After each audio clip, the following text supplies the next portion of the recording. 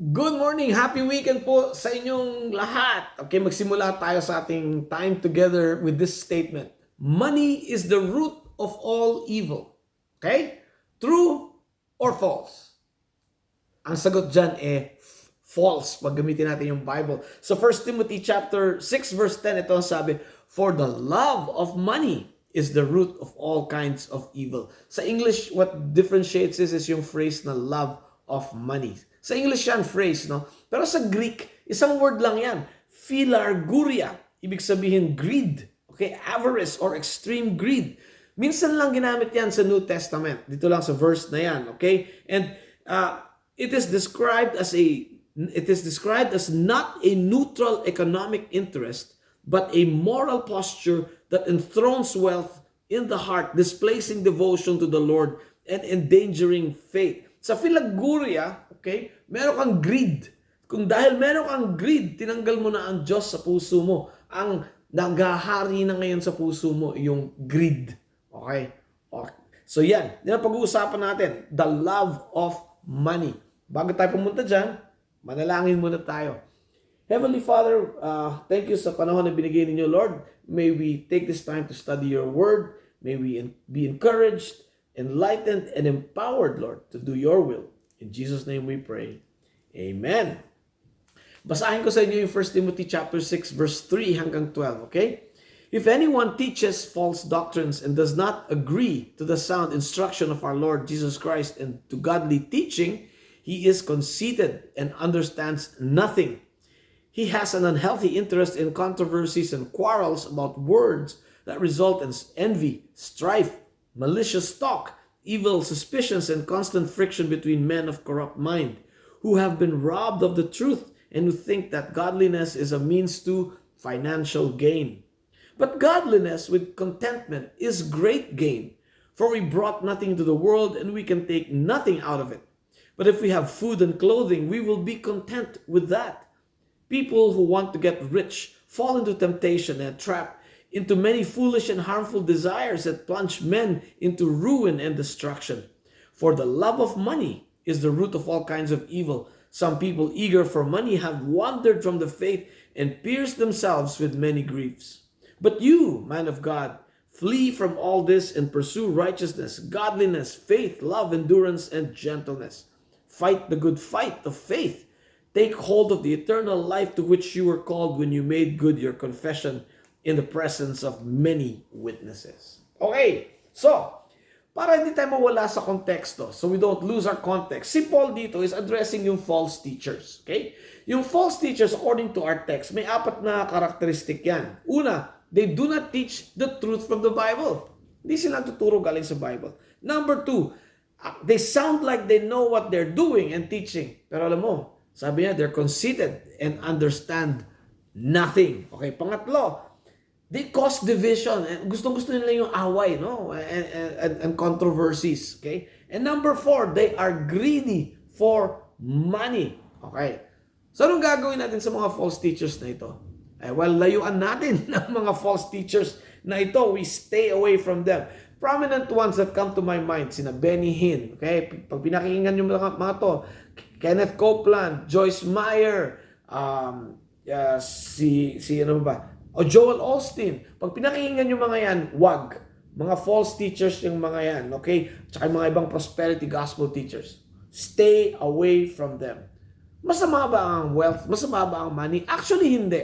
Hindi evil ang money. Hindi evil ang wealth. It's the love of money that's evil. Okay? Sabi ng Deuteronomy 8:18, but remember the Lord your God, for it is He who gives you the ability to produce wealth, and so confirms His covenant, which He swore to your forefathers as it is today. Yung pera, yung wealth natin, hindi yan evil. Okay? Pag kinontrol natin yan, and how do we control money? Okay? Verse 6 ang guide natin. Sabi, but godliness with contentment is great gain. Okay? Godliness is reverence for God. When we honor God and focus yung desires natin sa Panginoon.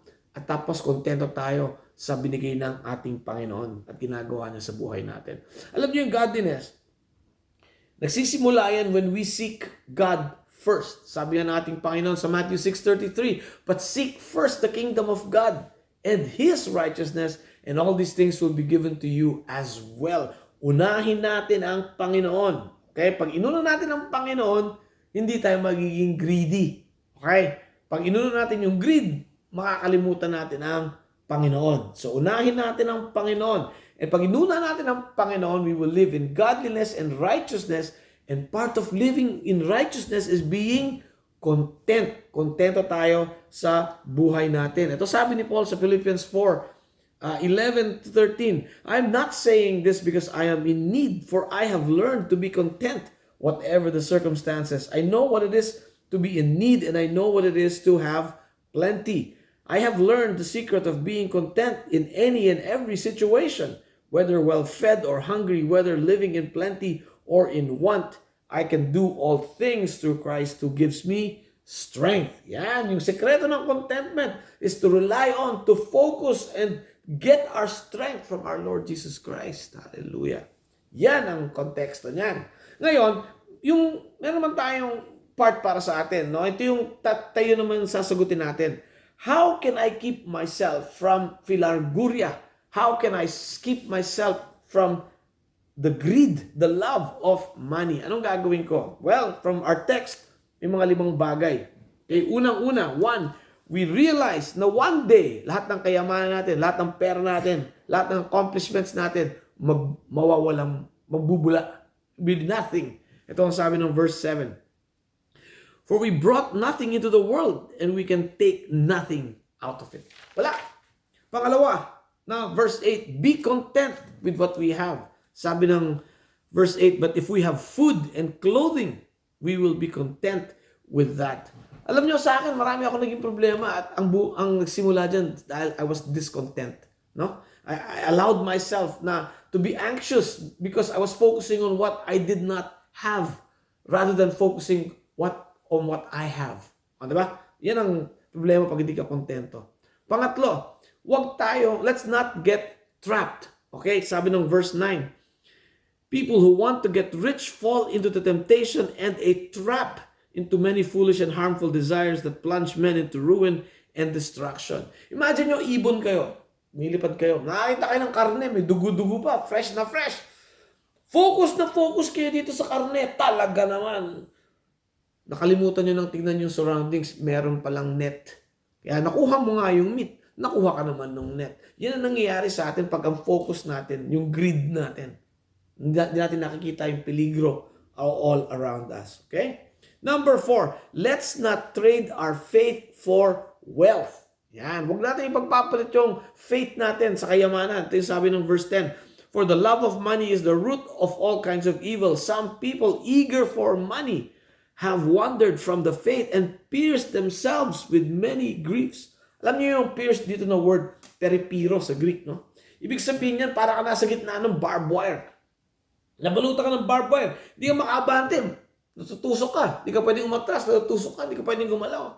Trapped ka by barbed wire. Yan ang ibig sabihin ng peripiro. It's a very painful experience. Alam ko yan. Dahil mga nagkamali din ako sa buhay. Alam ko yung being pierced with many griefs. And number 5, let's do and love God's work. Ito yung sabi ng verse 11. But you, man of God, flee from all this and pursue righteousness, godliness, faith, love, endurance, and gentleness. Alam mo kasi yung pananampalataya natin, yung faith natin, hindi siya static faith. Hindi tayo nakaganto lang, pinanonood natin yung buhay. No. Our faith is an active faith. For example, pag may temptation, may tukso, anong gagawin natin? Panonoorin natin yung tukso? Hindi mag-work yan. We need to flee away from the tukso. Ang sabi dito, but you, man of God, flee from all greed. Yan. Layuan mo. May action kang gagawin. And then, yung positive na action is pursue. Habulin mo ang righteousness, godliness, faith, love, endurance, and gentleness. Alam niyo, pag we are involved in God's work, we will be less greedy kasi yung focus natin ang Panginoon. Baliktarin natin yan. Pag ang focus natin yung greed, makakalimutan natin ang Panginoon. Okay? And you know, in my own life, na-experience ko yan. When I'm focused on God and doing God's work, I have joy, peace, and contentment. Pero kung di ko ginagawa yung gustong gawin ng Panginoon, wala akong joy, wala akong peace, hindi ako kontento. And I pierce myself with many griefs. Yan ang nangyayari sa atin. Okay, ngayon, to end it, ito naman sa verse 12 tayo. Dalawang parts ito. Sabi ni Paul, fight the good fight of faith. Bakit? Kasi laban ito, battle ito. Kailangan disiplinado tayo, naka-concentrate tayo, naka-focus tayo. Kailangan ito maximum effort. Kasi ang natural tendency natin is to be greedy. Yan tayo. Madaling maging greedy. Mas mahirap maging hindi greedy. It takes effort. Okay? Kaya laban. Okay? Mahirap. If we follow the money, we will love money. If we follow God, we will love God. Yan. Okay, pangalawang part ng verse 12. Take hold of the eternal life to which you were called when you made good your confession in the presence of many witnesses. Yung hold on, ibig sabihin, yung focus natin, wag sa earthly. Ang focus natin sa heavenly. Doon dapat tayo nakafocus. Kung doon tayo nakafocus, baliwala yung earthly. Pag nakafocus tayo sa earthly, makakalimutan natin yung heavenly. Ganun nag-work yan. Ito sabi ni Paul sa Ephesians chapter 1:11. Ephesians chapter 1:11. Furthermore, because we are united with Christ, we have received an inheritance from God.